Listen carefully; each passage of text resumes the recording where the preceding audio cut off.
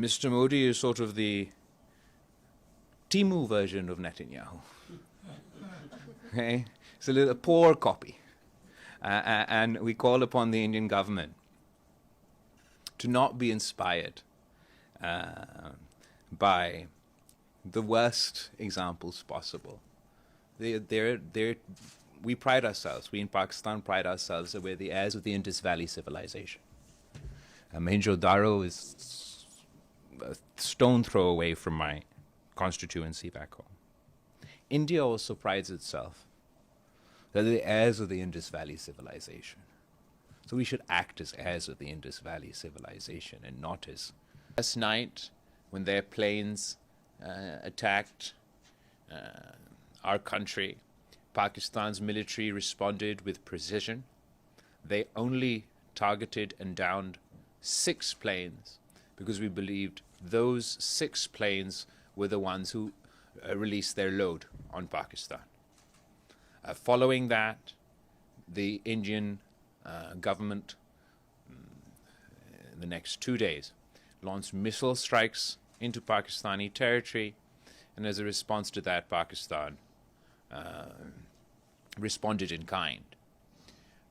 Due to the intervention of the international community, and I'd like here particularly to mention the role of the US President Donald Trump and his team led by Secretary of State Rubio, we did manage to achieve a ceasefire. I'd like to use this opportunity to share with you Pakistan's perspective of the recent conflict with India and the path forward. I'm sorry to disappoint you. I have no pictures and slides to show you today.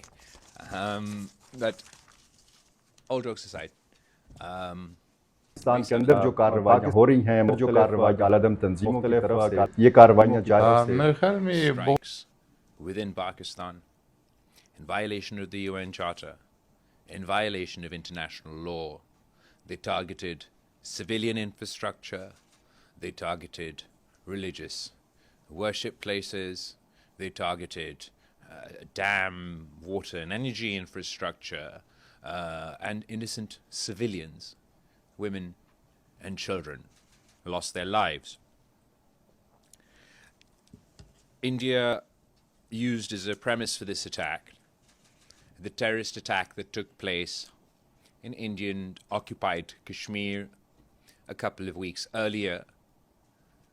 We express our sympathy with the victims of terrorism, and Pakistan has consistently and unequivocally condemned terrorism in all its forms and manifestations.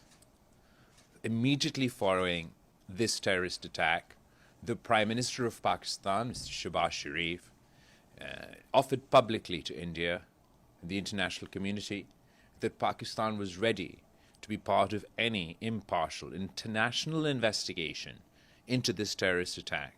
We did so because we were confident, our hands are clean, and we had nothing to do with this terrorist attack. The Indian government refused Pakistan's offer and chose instead to conduct their illegal strikes. Pakistan only ever acted in self-defense. We never initiated any violence against India. On the first night, when their planes attacked our country, Pakistan's military responded with precision.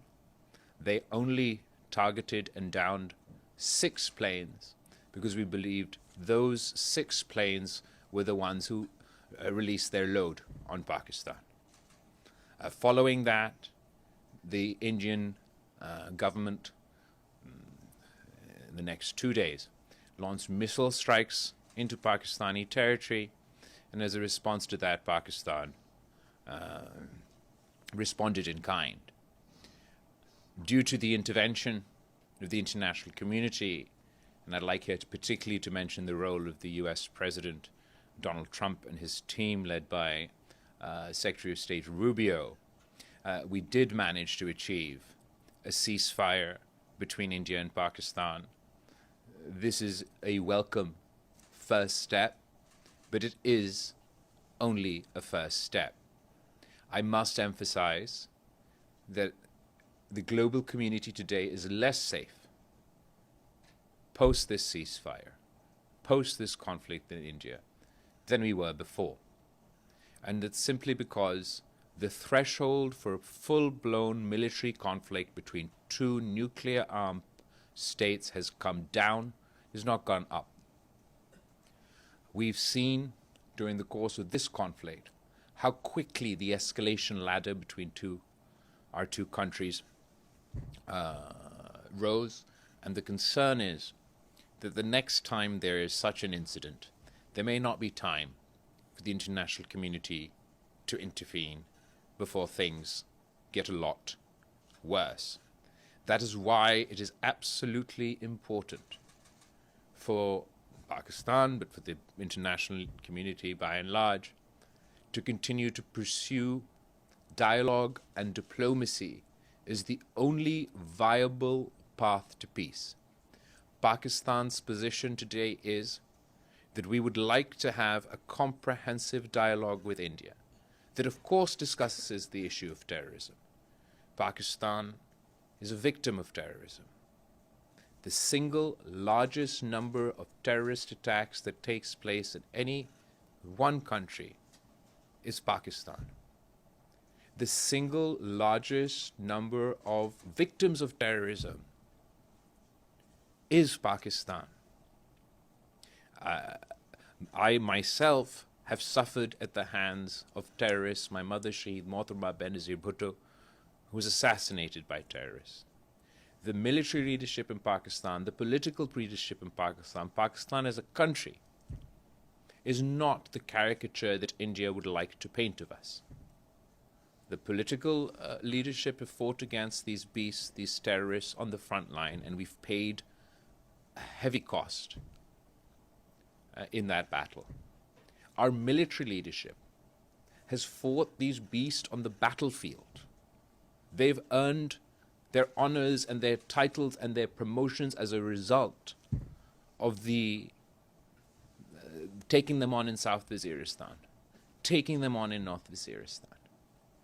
Last time I was here before you, I was the foreign minister of Pakistan. Pakistan managed to go through the FATF process.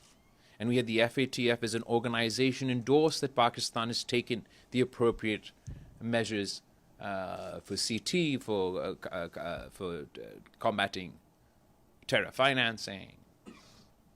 It has become too easy internationally for hegemons, wannabe hegemons, to use the whistle of terrorism to justify illegal actions, to justify violent actions in Muslim countries, Muslim communities. You cannot take on terrorism, you cannot combat terrorism if you're going to use it as a political tool to demonize the Muslims within your own country, a political tool to demonize the Muslims in Indian-occupied Kashmir, and as a political tool to demonize your neighbor. Pakistan would still like to cooperate with India to combat terrorism. We can't leave the fate of 1.5, 1.7 billion people in the hands of non-state actors and terrorists. For them to decide at a whim that two nuclear-armed powers will go to war.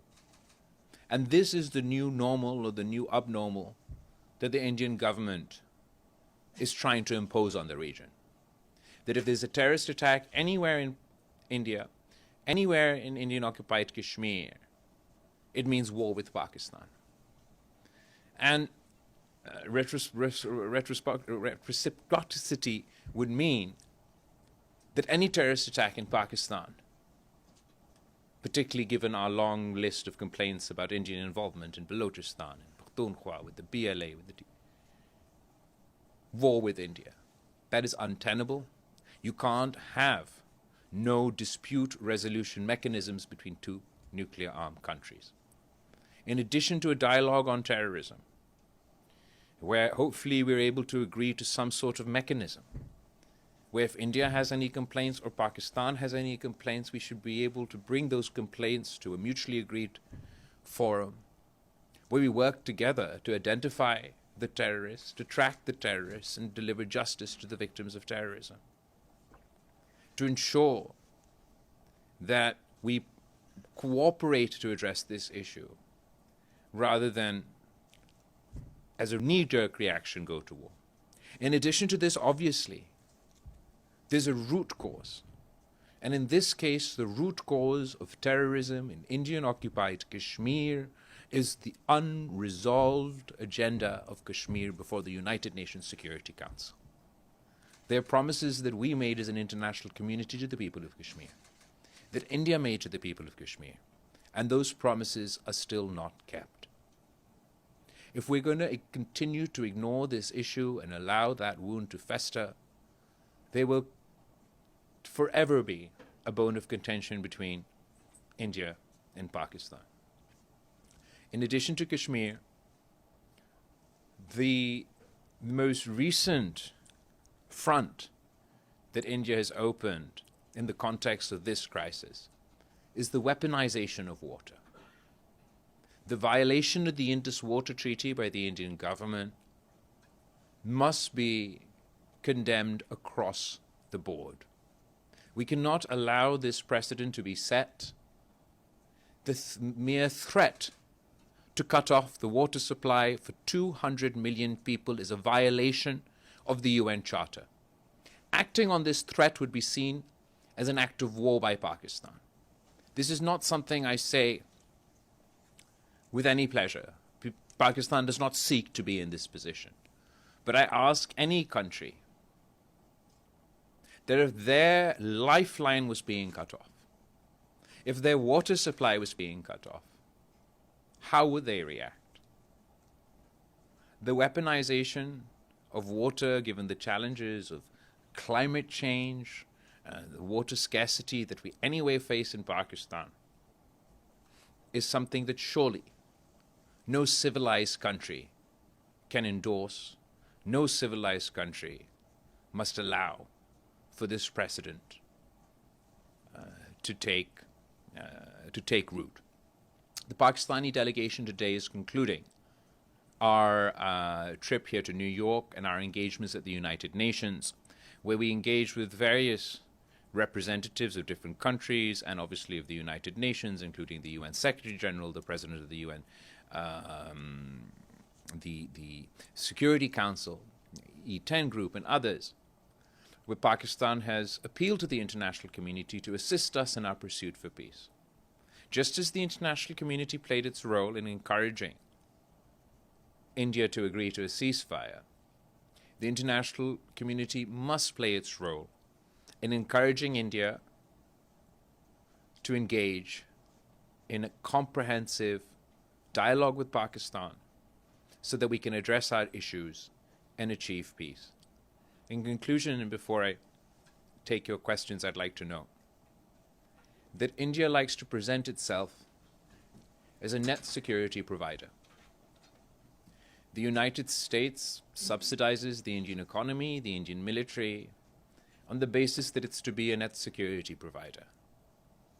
India's actions have shown, as a result of this conflict, that they are a source of insecurity, not a source of security for the region. The true net security provider for our region and beyond will be peace between India and Pakistan. The President of the United States has a unique opportunity to deliver on his commitment to peace within the context of India and Pakistan. The United States enjoys good relations with Pakistan and enjoys good relations with India.